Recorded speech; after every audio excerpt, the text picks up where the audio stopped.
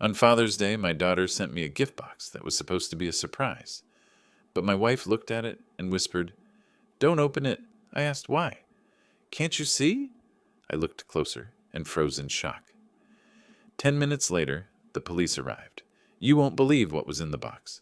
Before we continue, please subscribe to the channel and let us know where you're listening in the comments. Dad, do you even understand that I need the money now, not after you die? The coffee cup shattered on the hard wooden floor. Brown liquid spilled onto the Persian rug. Samantha's face flushed, and her manicured fingers still trembled from dropping the cup. I gripped the inheritance documents tighter. 30 years of careful planning, reduced to weapons in my daughter's desperate hands. The papers crinkled under my white knuckles. Samantha, I'm not an ATM. You'll get your inheritance when the time comes. Peter lounged deeper into our leather sofa, his smirk widening. Come on, Will. She's your only daughter. What's a few thousand to help us out? A few thousand. The man had no shame. Last month it was gambling debts. Before that, Samantha's shopping sprees. The requests never stopped, only grew bolder. Help you out? I stood slowly, my 66-year-old joints protesting. I've helped you out for 3 years running. My retirement fund isn't your personal bank. Jessica appeared in the doorway, dish towel twisted in her hands. Please, everyone just calm down. We can talk about this reasonably. Reasonably? Samantha whirled toward her mother. He's sitting on hundreds of thousands while we're drowning in debt. Debt you created, I said quietly. Debt from your choices. The family photo on the mantel faced downward. Had it fallen during Samantha's tantrum, or had someone deliberately turned it? The silver frame reflected the overhead light like a mirror, showing nothing but empty brightness. Peter shifted forward, elbows on his knees. Look, old man, you're not getting any younger. Why not enjoy sharing your wealth while you're alive to see it appreciated? Old man, the disrespect tasted bitter in my mouth. This from someone who'd never held a steady job, who lived off my daughter's credit cards and my occasional generosity, because I worked 43 years for that money. Each word came out harder than the last. 43 years of 12-hour days, missed dinners, canceled vacations. So you could have a comfortable childhood, Samantha. So your mother and I could retire with dignity. Dignity? Samantha laughed harshly. What's dignified about hoarding money while your daughter suffers? Suffers? I looked at her designer handbag, her fresh highlights, her expensive jewelry, Peter's brand new sneakers. Their suffering looked remarkably comfortable. Your suffering is self-inflicted. The words escaped before I could stop them. Every crisis, every emergency, every desperate plea for money. You created them all. The silence stretched tight as piano wire. Jessica stepped fully into the room, her face pale. William, she whispered, maybe we should... Should what? Samantha's voice cracked like breaking glass. Should keep enabling your selfishness? Should keep pretending you're a loving father instead of a greedy miser? The accusations hit like physical blows. Greedy, selfish, unloving, 40. 3 years of sacrifice. And this was my reward. Peter stood up, his expression shifting to something uglier. You know what I think, Will? I think you enjoy watching us struggle. Makes you feel powerful, doesn't it? Get out. The words came from somewhere deep in my chest. Both of you, get out of my house. Your house? Samantha's eyes glittered dangerously. This house that Mom helped to pay for? This house where I grew up? You can't just kick out your own daughter. Watch me. But she wasn't moving. Neither was Peter. They stood there like predators who'd caught the scent of weakness, waiting for me to back down, waiting for the usual apology, the usual compromise, the usual check written to buy temporary peace. Not this time. I walked to the front door and opened it wide. Cool evening air rushed in, carrying the scent of honeysuckle and the distant sound of neighbors' laughter. Normal families having normal conversations. How long had it been since we'd laughed together? Samantha, I said without turning around, take your husband and leave. Don't come back until you're ready to have a respectful conversation about your financial problems and your solutions that don't involve my wallet. You'll regret this, she hissed, grabbing her purse. When you're old and sick and need someone to take care of you, remember this moment? Remember how you chose money over family? Her heels clicked across the hardwood like gunshots. Peter followed, pausing at the threshold. This isn't over, old man. he muttered. Family doesn't abandon family. The door slammed hard enough to rattle the windows. The silence felt heavier than their shouting had. I stood frozen at the front door, my hand still gripping the brass handle. Through the decorative glass panels, I watched Samantha's BMW reverse aggressively out of our driveway, tires spinning on the asphalt. Jessica's soft footsteps approached from behind. William? I turned slowly. The living room looked like a battlefield. Coffee stains darkened the Persian rug we'd bought for our 20th anniversary. Inheritance documents lay scattered across the hardwood floor like fallen leaves.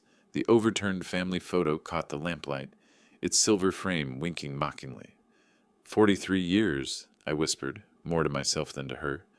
What? 43 years I worked. Overtime shifts during her high school years so she could have new clothes, college textbooks, that car for her 16th birthday. My voice caught. The wedding we couldn't afford but paid for anyway. Jessica picked up the scattered papers, her movements careful and deliberate. She's struggling, William. The gambling problem is her choice. The words came out sharper than I intended. Every casino visit, every online bet, every lie about where the money went, her choices. I walked to the mantel and righted the family photo. 5-year-old Samantha smiled back at me, gap-toothed and innocent, sitting on my shoulders at the county fair. When had that joyful child become this manipulative stranger, demanding my life savings? Remember when she wanted that dollhouse for Christmas? I asked, touching the glass. The one from the expensive toy store downtown. I worked double shifts for 2 months to afford it. Jessica's silence was answer enough. We both remembered, just like we remembered the ballet lessons, the summer camps, the brand-name shoes because her friends all had them. Every sacrifice made gladly for our daughter's happiness. And now she throws coffee mugs at me because I won't hand over my retirement fund. She didn't throw it at you, William. She threw it at the floor. The distinction felt meaningless. The violence was the same, whether aimed at me or my possessions, the disrespect identical. I bent down and picked up one of the inheritance documents. The legal language blurred as I read it, but I knew every clause by heart.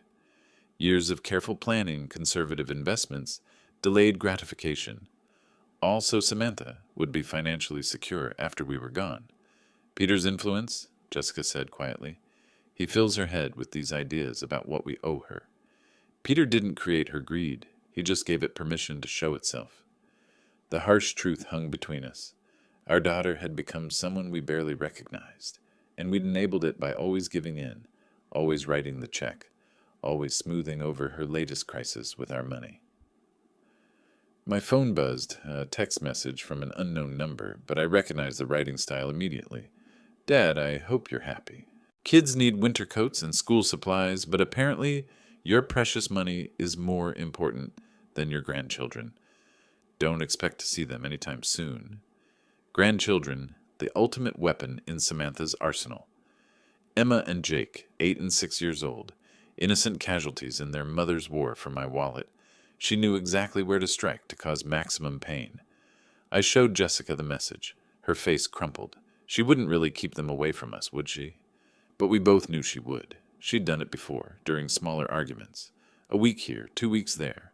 Whenever we didn't immediately comply with her financial demands, the children used as bargaining chips in her endless quest for money. William, maybe we should reconsider. No. The word came out like a gunshot. No more. I won't be held hostage by threats about the grandchildren. I won't teach Emma and Jake that love can be bought, that family relationships are transactions.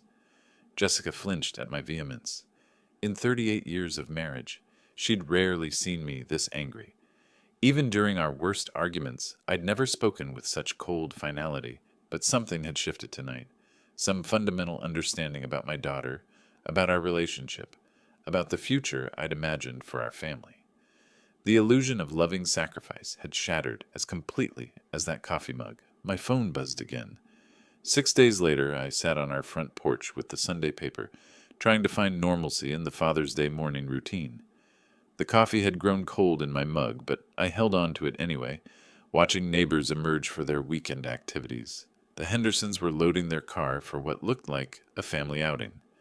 The Patels were working in their garden, their laughter carrying across the quiet suburban street.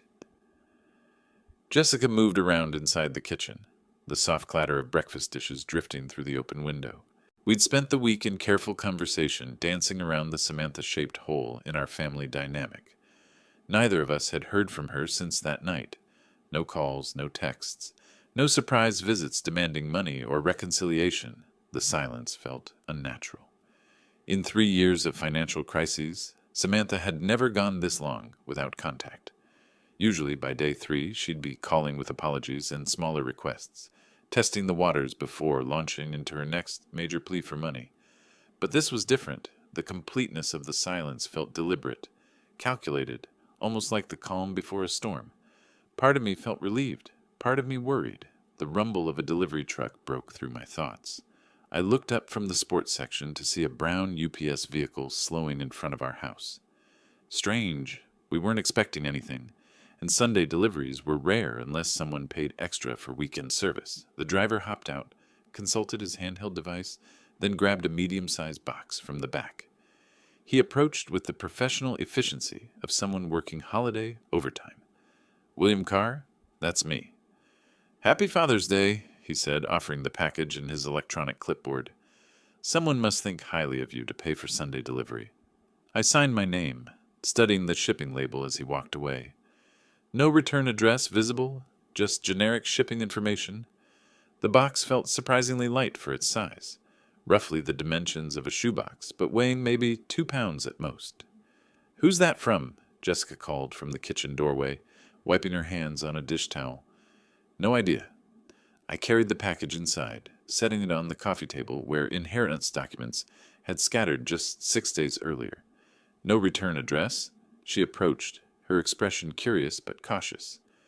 Jessica had always been more suspicious of unexpected deliveries than I was. Too many years of hearing about package bombs and mail fraud on the evening news. "Maybe it's from the grandchildren," she suggested, but her tone lacked conviction. Emma did ask about Father's Day when we saw them last month, before Samantha had weaponized them against us, before the threats and ultimatums. I pushed those thoughts away. "Could be," I agreed, though something felt off. The timing seemed too convenient, too calculated, and Emma wouldn't have paid for special Sunday delivery. Jessica leaned closer, examining the box with the methodical attention she brought to everything from grocery shopping to crossword puzzles. Her fingers traced the edges of the shipping label. "William," she said slowly, "don't open it." "Why?" She pointed to something I'd missed entirely in my casual handling. "Can't you see the holes? They're for breathing, which means something alive is inside." My stomach dropped. Now that she'd pointed them out, I could see tiny punctures in the cardboard, barely visible unless you knew to look. Small, precise holes that someone had clearly made on purpose. "Breathing holes," I repeated, my voice flat. "Something's alive in there," Jessica confirmed, backing away from the coffee table. "The question is what?" We stood there in our living room, staring at the innocent-looking package, as if it might suddenly sprout legs and run away.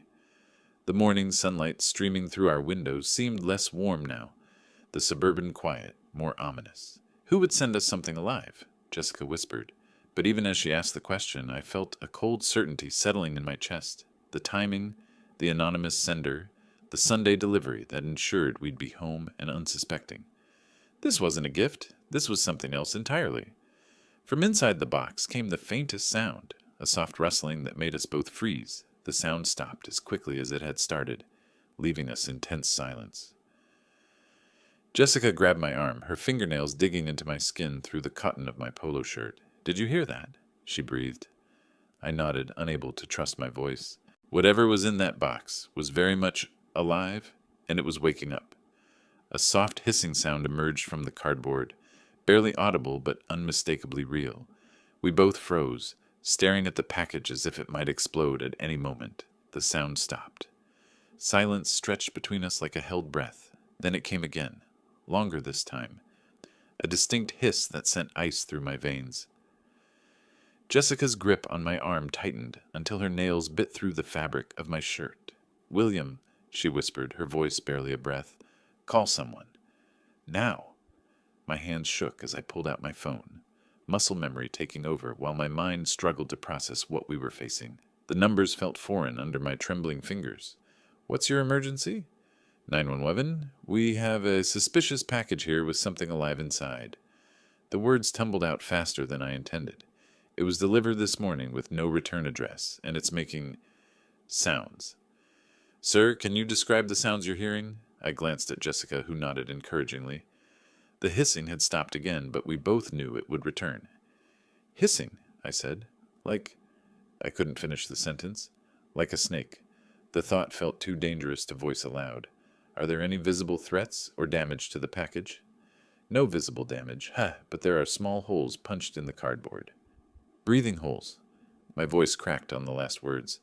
Sir, I am dispatching officers to your location immediately. Please maintain a safe distance from the package, and do not attempt to open it. Can you move to another room? We're about 6 feet away in our living room. Should we leave the house? Stay inside, but keep your distance. Officers should arrive within 10 minutes. Do not touch or move the package under any circumstances. The line went quiet, except for the dispatcher's typing. 10 minutes felt like an eternity when something dangerous was sitting on our coffee table, growing more active with each passing moment. Who could have done this, William? Jessica asked once I'd hung up, the question I'd been dreading. The answer felt obvious, but saying it out loud would make it real, would acknowledge that our daughter had crossed a line I'd never imagined possible. I'm afraid to guess, I admitted, but my mind was already there, connecting dots I didn't want to see. The timing on Father's Day wasn't coincidental. The anonymous sender who knew our address, our schedules, our vulnerabilities, someone angry enough about our recent argument to plan something this elaborate, this cruel. Another sound from the box made us both step backward, not just hissing this time, but a rustling that suggested movement, something shifting position inside the confined space. The argument, Jessica said quietly. 6 days ago, she was so angry when she left. She didn't need to say Samantha's name. We were both thinking it, both arriving at the same horrible conclusion through different paths of logic and dread. But this? I gestured at the package. This isn't anger. This is something else. Revenge. The word hung unspoken between us. Too ugly to voice, but impossible to ignore. Our daughter, the child we'd raised and supported and loved despite her flaws, had sent us something designed to frighten or harm us. The box rustled again, more insistently this time. Whatever was inside was definitely awake now, probably confused by its surroundings, possibly agitated by our voices and movement. What kind of person does this to their own parents? Jessica's voice broke on the question. Someone desperate, I said, though the words felt inadequate. Someone who thinks they've been wronged. But deep down, I knew it was more than desperation. This required planning, calculation, a level of malice that spoke to something broken in the relationship between parent and child.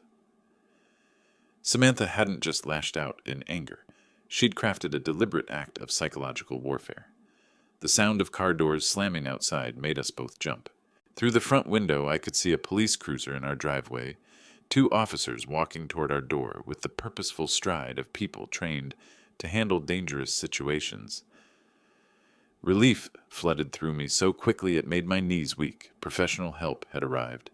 Soon, whatever nightmare lurked in that innocent-looking package would be someone else's responsibility to handle safely. The doorbell rang, sharp and authoritative, in the tense quiet of our home. I opened the door before Officer Todd Reeves could knock a second time. His presence filled the doorframe, tall, solidly built, with the practiced alertness of someone who'd handled domestic emergencies. The nameplate on his uniform read T. Reeves. Mr. Carr, I'm Officer Reeves. We received your call about a suspicious package. Yes, thank you for coming so quickly. I stepped aside to let him enter. It's in the living room. He wiped his boots on our welcome mat before crossing the threshold. Jessica appeared in the hallway, still wearing her apron, hands twisted nervously. Officer, we're just so grateful you're here. We didn't know what else to do. You did exactly the right thing, ma'am. His voice carried calm authority. Can you show me the package? We led him to the living room, where the box sat on our coffee table, looking smaller now that professional help had arrived. Officer Reeves approached carefully, pulling latex gloves from his utility belt. When did this arrive? About 35 minutes ago, I said. Sunday delivery. Someone paid extra for weekend service. He examined the shipping label without touching the box. No return address visible, and you heard sounds coming from inside. Hissing? Jessica said quietly. Like... She couldn't finish. Like a snake, Officer Reeves completed matter-of-factly. I've handled similar situations before. Usually non-venomous, but we take every precaution. He reached for his radio. I'm calling Animal Control. They have proper equipment for safe removal. Dispatch, this is Unit 47, requesting Animal Control Services at 1247 Maple Street. Suspected snake delivery in residential package. The radio crackled back with confirmation. 20 minutes for Animal Control to respond. Officer Reeves turned back to us, shifting from procedural efficiency to investigative curiosity. Do you have any idea who might have sent this? The question I'd been dreading. I felt Jessica's eyes on me, waiting to see how I'd respond. I don't know, I said carefully. Probably just some kids playing pranks. His gaze sharpened slightly.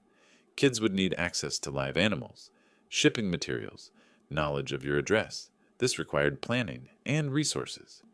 My mouth went dry. He was right. Someone with means and motive had deliberately sent us a snake on Father's Day. Have you had any recent conflicts? Family disagreements? Family disagreements. The phrase hung in the air like an accusation. Jessica tensed beside me, both of us walking the tightrope between honesty and loyalty. Nothing that would lead to... This, I managed. Officer Reeves studied my face, noting the hesitation, but he didn't push. Instead, he pulled out a small notebook. Any unusual charges on your credit cards recently? Pet stores, exotic animal suppliers? The question hit me like a physical blow. Pet stores. The memory crashed over me with terrible clarity. That charge I'd noticed on last month's statement. Samantha used my credit card for emergencies. Reptile Palace, 127 of 50. I'd assumed it was something for the grandchildren. Not a snake. Never a snake. Mr. Carr, are you all right? I forced my expression back to neutral, though my heart hammered against my ribs. I'm fine. Just processing all this. But I wasn't fine. The puzzle pieces were falling into place with horrifying clarity. The timing, the knowledge of our routines, the access to my credit card, the deliberate cruelty of choosing Father's Day. My daughter had sent me a snake. Will you be filing a formal report? Officer Reeves asked. We can investigate the package origin, pursue charges if we identify the sender. I looked at Jessica, saw the same conflict behind her eyes. Part of me wanted justice, but the larger part, the part that had spent 34 years protecting Samantha, despite her flaws, couldn't turn her over to police. No, I said quietly. I don't want to make a mountain out of a molehill. If it's just a prank, filing charges seems excessive. Officer Reeves made a note, though his expression suggested he'd heard this response before. Family loyalty trumping justice, even when family members cross dangerous lines. Another vehicle pulled into our driveway. Through the window, I could see a white van with Animal Control Services painted on the side. That'll be Mike Johnson, Officer Reeves said. Best wildlife specialist in the county. He'll have this resolved safely within the hour. But as I watched the animal control officer grab his equipment, I knew the real situation was just beginning. Mike Johnson from Animal Control worked with the methodical efficiency of someone who'd handled stranger situations than ours. Within 20 minutes, he'd safely extracted a 3-foot corn snake from the shipping box, confirmed it was non-venomous, and loaded it into a secure carrier for transport to a local reptile rescue. Beautiful specimen, he said, securing the carrier in his van. Someone paid good money for this one.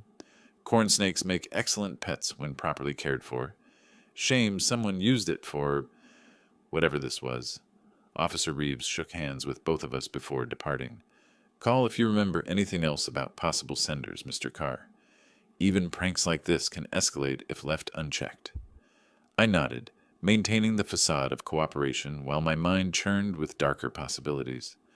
Both vehicles disappeared down our quiet suburban street, leaving Jessica and me alone with the morning's aftermath.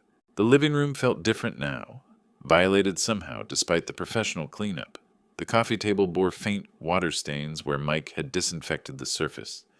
The scattered inheritance documents had been restacked neatly, but their symbolic power had shifted. They were no longer tools of family planning, but evidence of the betrayal that had triggered this morning's events. Jessica busied herself in the kitchen, running water in the sink with unnecessary vigor. Stress cleaning, her standard response to family crises. I stood at the front window, watching the Hendersons return from their Father's Day outing, their car loaded with picnic gear and children's laughter. Normal families. Normal Sunday mornings. Normal fathers who didn't receive venomous surprises from their daughters. The credit card charge burned in my memory like a brand. Reptile Palace, $127.50, 3 weeks ago, right after our argument about the inheritance. Perfect timing for planning revenge. My phone felt heavy in my hands as I scrolled to Samantha's contact information. Her smiling photo looked back at me, a picture from Emma's birthday party last year, before the financial demands had escalated, before the threats about grandchildren access, before this morning's snake delivery. "Are you really going to call her?" Jessica asked quietly from the kitchen doorway. "I need to know for certain. And if she admits it?" The question hung between us like a challenge. What would I do if my suspicions were confirmed? What action could a father take against a daughter who'd crossed such a fundamental line? I didn't have an answer yet, but I knew the conversation was necessary. The phone rang twice before she picked up. "Dad?" Samantha's voice carried artificial brightness, the tone she used when she wanted something or was hiding something. "How's your Father's Day going?" My grip tightened on the phone. How's my Father's Day going? If she was innocent, the question was natural. If she was guilty, it was cruel mockery. "Interesting morning, actually." I kept my voice neutral, conversational. "Samantha, you wouldn't happen to know anything about a strange Father's Day gift?" "No, Dad. What happened?" Her response came quickly, almost too quickly. But it was what happened next that confirmed my worst suspicions. In the background, unmistakably, I heard Peter's quiet laughter.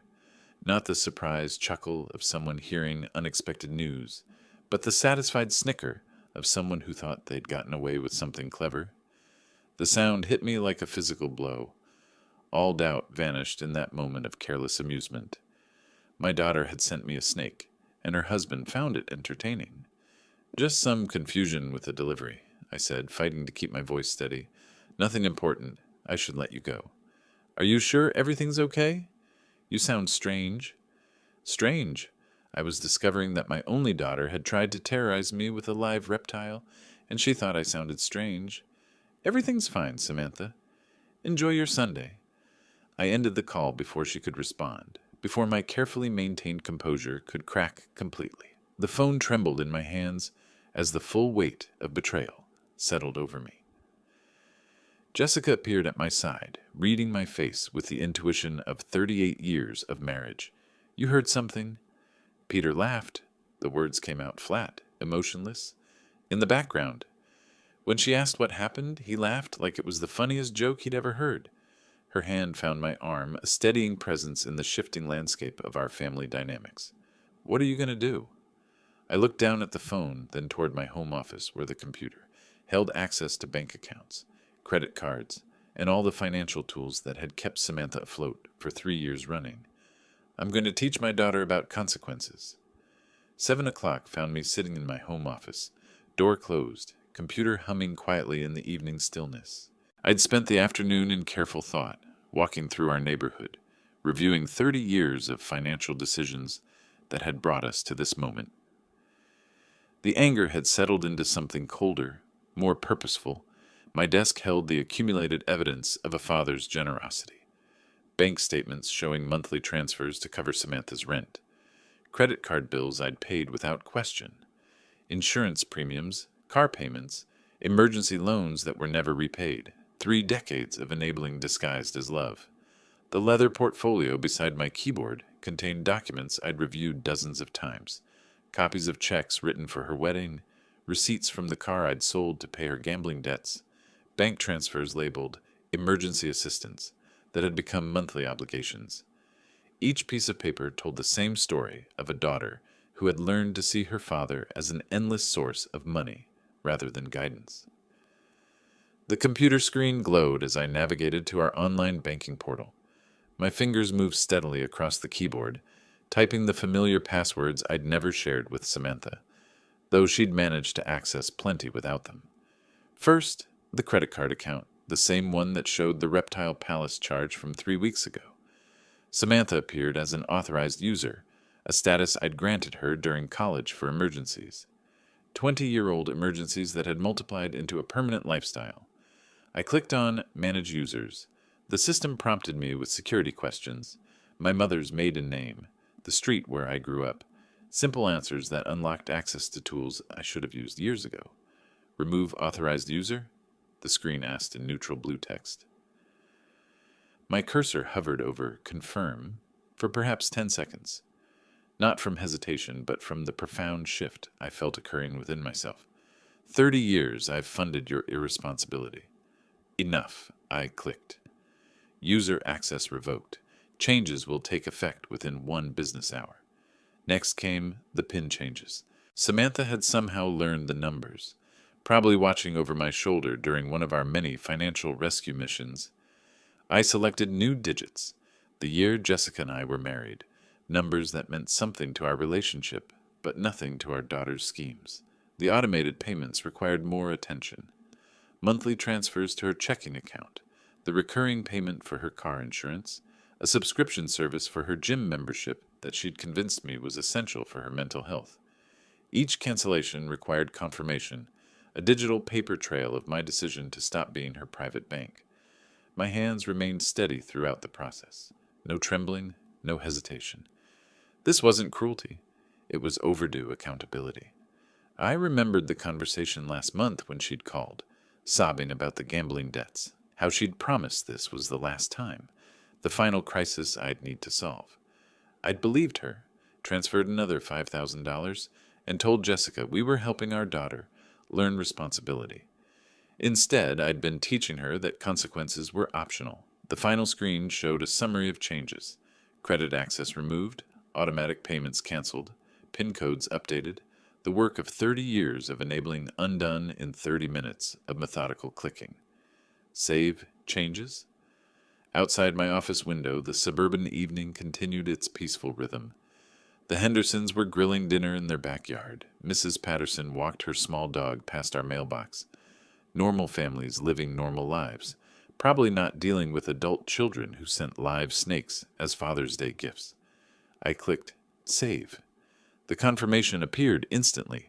Account changes processed. Updated information will be available immediately. Leaning back in my leather desk chair, I felt something I hadn't experienced in years when it came to Samantha. Control. Not the desperate, reactive scrambling to fix her latest crisis, but the calm authority of a parent who'd finally remembered that love sometimes requires saying no. Tomorrow morning, she would discover her financial safety net had been removed. Her credit card would be declined. Her automatic payments would bounce. Her assumed access to my resources would simply end.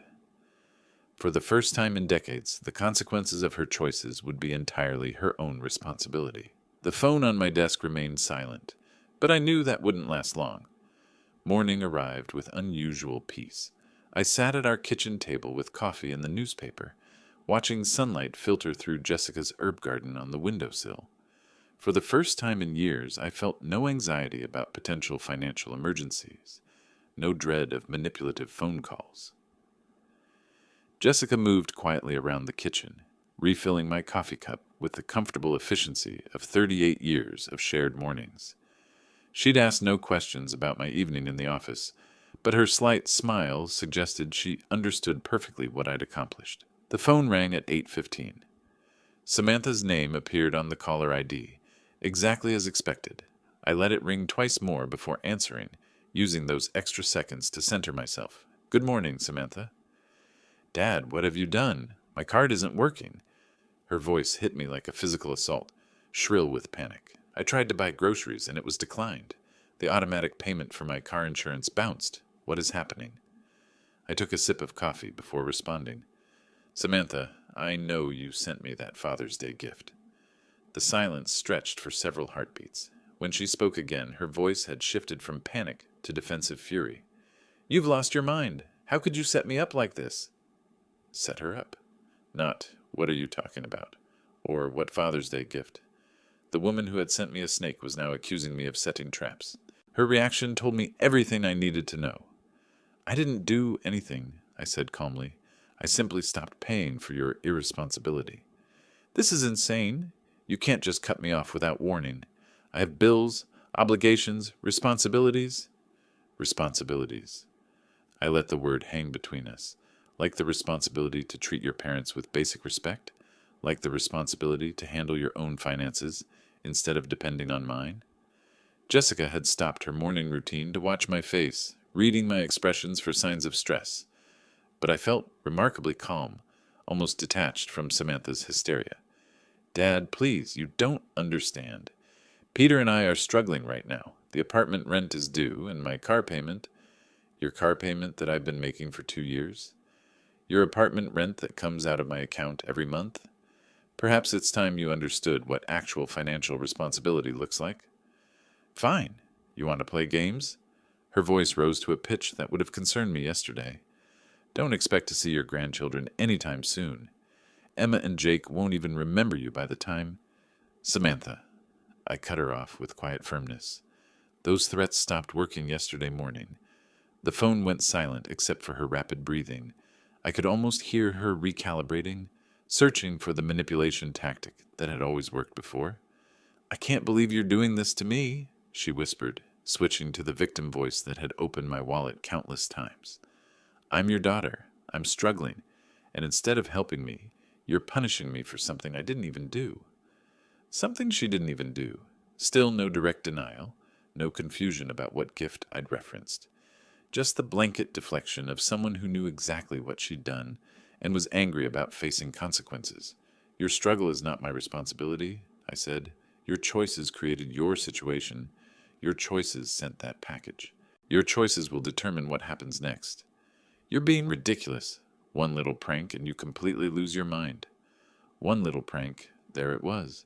Not quite a confession, but close enough to confirm what her panicked overreaction had already revealed. She'd sent me a live snake as a little prank, and now expected me to continue funding her lifestyle. A prank involving a dangerous animal isn't little, Samantha. And a father cutting off financial support after 30 years of enabling isn't losing his mind. It's finally finding it. Her voice turned arctic. This isn't over, old man. You think you can control me by controlling money? We'll see about that. The line went dead.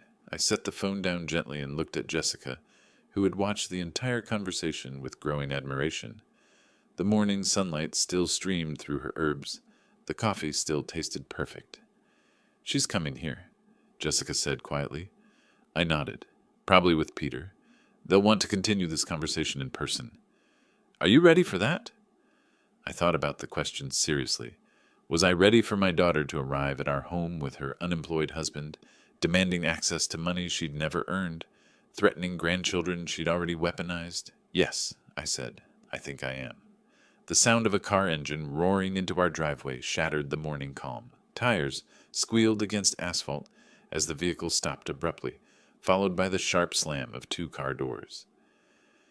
Jessica and I exchanged a glance. We both knew who had arrived. Heavy footsteps marched across our front walkway with determined rhythm. The doorbell rang once, sharp and demanding, then immediately again when no one answered fast enough. I stood slowly, feeling remarkably calm despite the approaching storm. Stay here, I told Jessica quietly. No. Her voice carried unexpected strength. We're in this together. The doorbell gave way to aggressive knocking. I walked to the front entrance and opened it to find Samantha and Peter standing on our porch like a 2-person army ready for battle. Samantha's face was flushed red with anger, her hair disheveled as if she'd dressed hastily and driven here in fury. Peter loomed behind her, his expression dark with malice I'd never seen directed at me before. Dad, Samantha's voice vibrated with barely controlled rage. We need to talk. We already talked this morning. I remained in the doorway, not inviting them inside. I thought I was quite clear. Clear? She laughed harshly. You were insane. You can't just cut me off because of some ridiculous misunderstanding about a Father's Day package. Even now, standing on my doorstep demanding money, she couldn't bring herself to admit what she'd done. There's no misunderstanding, Samantha. You sent me a snake, I responded appropriately. Peter stepped forward, his bulk filling more of the doorway. Look, old man, maybe you didn't think this through properly. Samantha has expenses, responsibilities. Kids need things. Kids whose mother threatens to keep them away from their grandparents when she doesn't get money, I replied evenly. Samantha's face contorted with desperate fury. Fine. You want to play hardball? You'll never see your grandchildren again. Emma and Jake will grow up knowing their grandfather chose money over family. The words that had once been my greatest fear now felt powerless against the clarity I'd gained. I looked at my daughter and saw not the child I'd raised, but the manipulative stranger she'd become. Samantha, I said quietly, that's not a threat. That's a blessing. The shock on her face was complete. This was not the response she'd expected, not the devastating blow that had always brought me to my knees before. Peter's mouth fell open. You... What? Samantha stammered. If you're the kind of person who uses children as weapons against their grandparents, then perhaps it's better that they're not exposed to that kind of manipulation while they're young.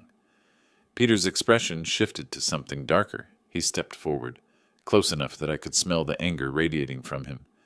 We know where you live, old man, he said, his voice low and menacing. We know your routines, your schedule. You might want to reconsider your position.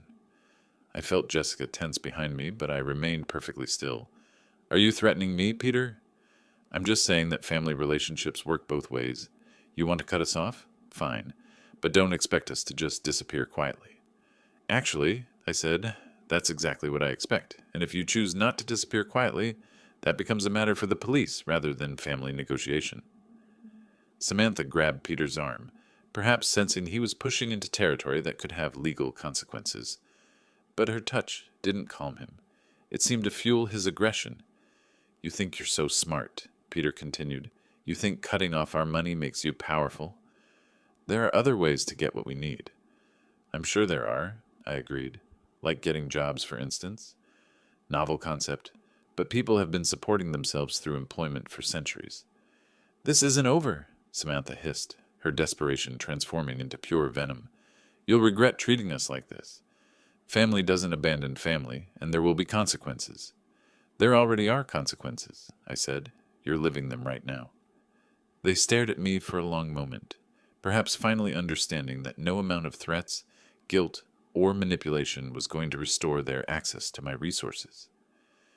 The man who had spent 30 years being their personal bank had simply closed. Without another word, Samantha spun on her heel and stalked back to their car. Peter followed, but not before giving me one last menacing look. I watched them drive away, their car engine revving unnecessarily loud. Only when their taillights disappeared did I close the front door and turn to Jessica. Her face was pale, but her eyes held something I hadn't seen in years. Pride. We're going to need legal advice, I said. Evening brought the quiet normalcy that had become precious in our house.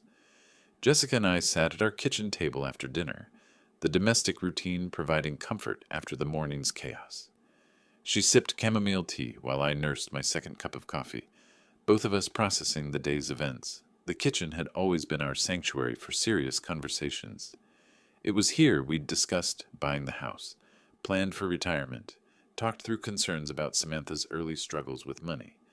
Now it served as the place where we contemplated the complete breakdown of our family relationship. I keep thinking about when she was 8, Jessica said quietly. Remember the Mother's Day breakfast she made?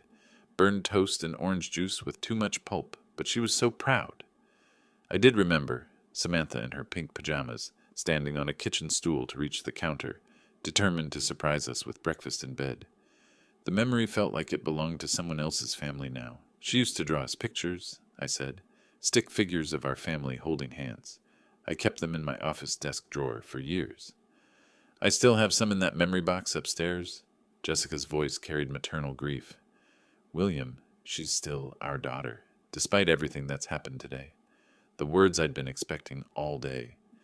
Jessica's instinct to heal, to find middle ground, to somehow restore what had been broken. It was one of the qualities I'd fallen in love with, this unwavering belief that families could overcome anything. Jess, I said gently, she crossed a line. I have one more step to take.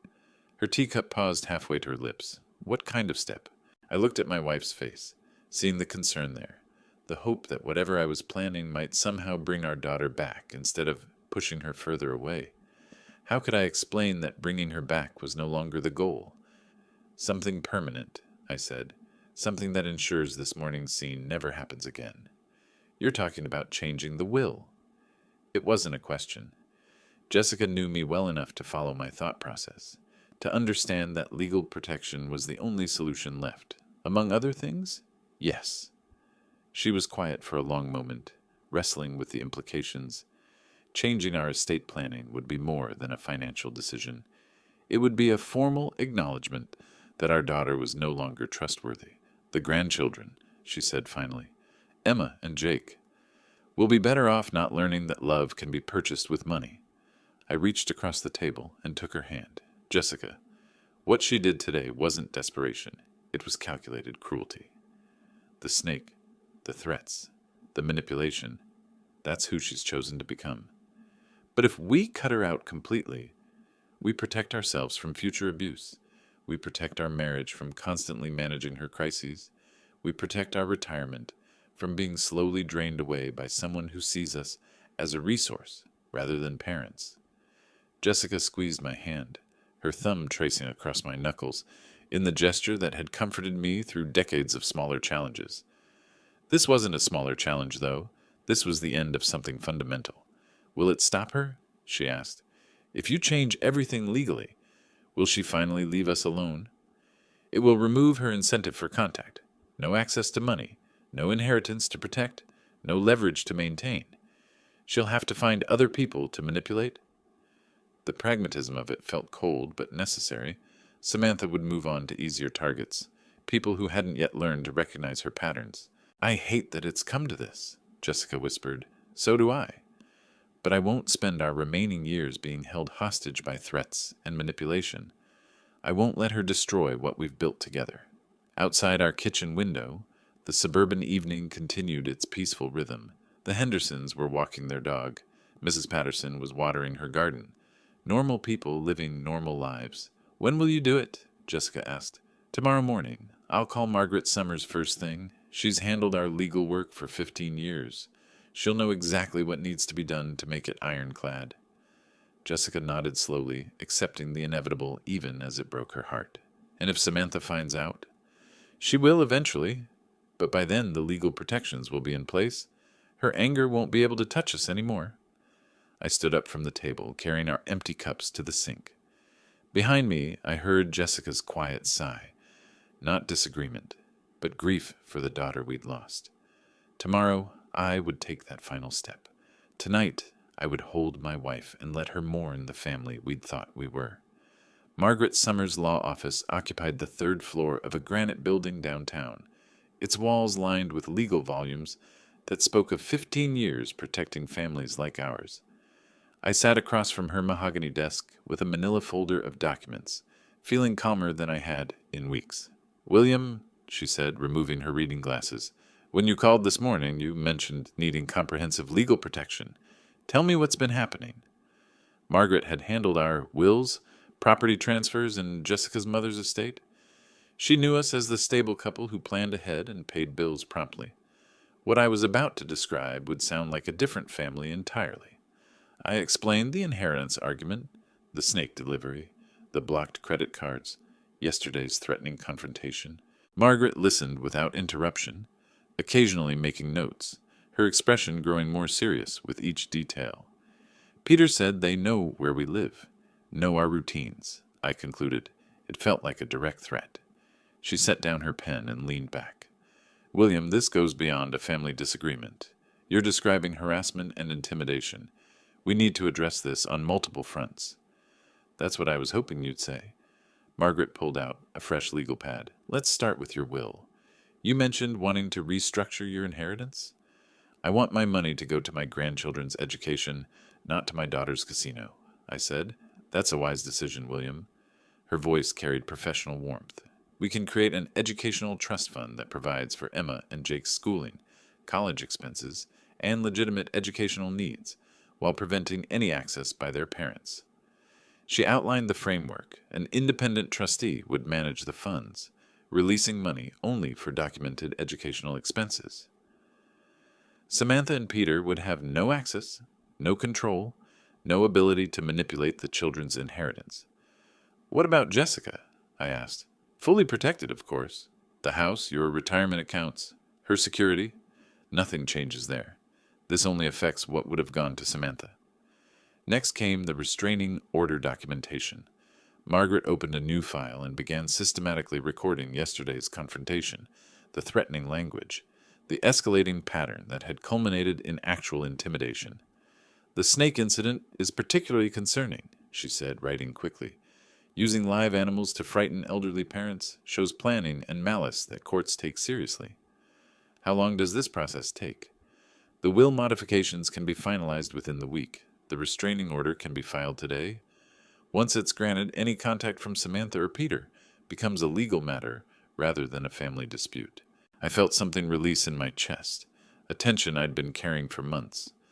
The weight of being perpetually available for Samantha's crises, of walking on eggshells to avoid triggering her threats, of enabling destructive behavior. All of it was ending. There's one more thing, Margaret said. Based on what you've described, I recommend documenting everything for potential future legal action. Keep records of any attempts to contact you, any violations, any attempts to involve the grandchildren. You think it will get worse before it gets better? People who use manipulation and threats don't usually accept boundaries gracefully. When Samantha discovers she's been cut out of your will and served with a restraining order, her reaction may be significant. But that no longer frightened me.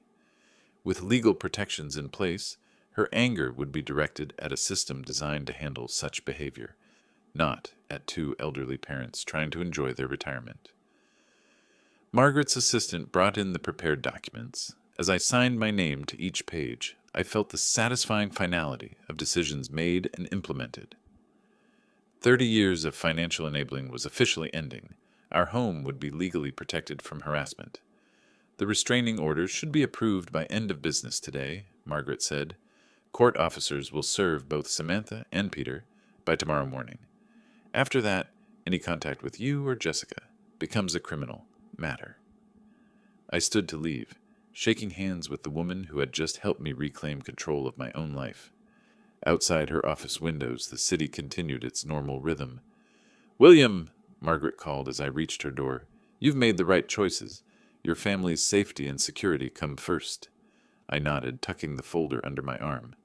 Tomorrow morning, Samantha would discover that manipulation was no longer an option. Tonight, Jessica and I would sleep peacefully, knowing the law was finally on our side. 2 days passed in the most peaceful quiet I'd experienced in years. Jessica and I fell back into the comfortable routines that had been constantly interrupted by Samantha's crises. Morning coffee without dreading phone calls, afternoon walks without checking for missed messages, evening dinners without discussing the latest financial emergency. On Thursday afternoon, Margaret called to confirm what I'd been anticipating. "William, the documents were delivered at 2:15 today. Both Samantha and Peter have been served with the restraining order, and they've received copies of the will modifications. It's done." I thanked her and hung up, then sat quietly in my chair for several minutes. Outside our window, Mrs. Patterson was planting spring flowers in her garden. The Hendersons' children were riding bicycles on the sidewalk. Normal suburban life continuing its peaceful rhythm. "The papers were delivered?" Jessica asked from the kitchen doorway. "This afternoon," I confirmed. "It's finished." She came and sat beside me, taking my hand in hers. We didn't need to discuss what Samantha's reaction might be, or whether she would try to find ways around the legal barriers Margaret had erected. The law was clear, the protections were comprehensive, and for the first time in 30 years, we were truly free from her manipulation. I thought about the daughter I'd raised, the little girl who'd drawn stick figure families and made breakfast in bed on special occasions. That child had grown into someone who sent live snakes to her father and threatened to weaponize his grandchildren against him. The transformation had been gradual enough that I'd spent decades making excuses for increasingly unacceptable behavior. But the woman who'd stood on my doorstep demanding money and making threats wasn't someone I needed to enable any longer. The legal documents had created the boundaries that love alone could never establish. They got what they wanted. I'm no longer in their lives. The irony wasn't lost on me. Samantha had spent years threatening to cut off my access to Emma and Jake whenever I didn't comply with her financial demands. Now, through her own escalating behavior, she'd ensured that separation permanently, while simultaneously losing any claim to the inheritance she'd been so desperate to control. Emma and Jake would be provided for through their educational trust fund, managed by professionals who couldn't be manipulated or threatened. Their college expenses, tutoring, books, legitimate educational needs, all secured without giving their parents access to resources they'd proven incapable of managing responsibly. Jessica squeezed my hand. Do you think she understands what she's lost? She will, I said. The restraining order means any attempt to contact us becomes a criminal matter. The will changes mean there's no inheritance to fight for, no financial incentive to maintain even hostile contact. She'll have to find other people to manipulate. And if she violates the restraining order, then it becomes the police department's problem, not ours. For 30 years, I'd been Samantha's safety net, catching her every fall while she learned nothing from the experience. I'd sold my classic car to pay her gambling debts.